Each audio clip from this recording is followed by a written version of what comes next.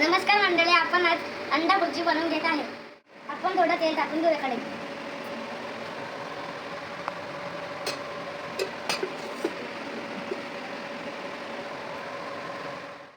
आता आपलं तेल गरम झालेलं आहे. आपण आता मिरची आणि कढीपत्ता टाकून घेऊया.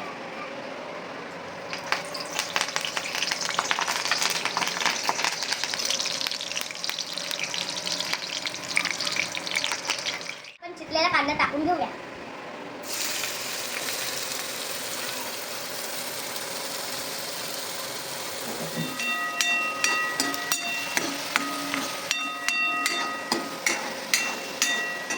आता आपला कांदा परतून झालेला आहे. आपण आता टोमॅटो टाकून घेऊया.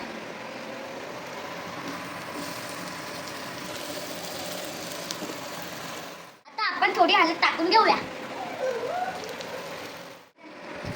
आता आपण गरम मसाला टाकून घेऊया.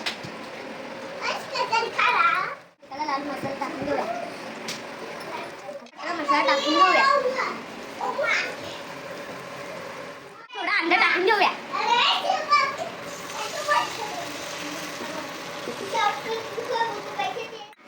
त्यात थोडं मीठ टाकून घेऊया. त्यात थोडी कोथिंबीर टाकून घेऊया. भुर्जी तयार झालेली आहे.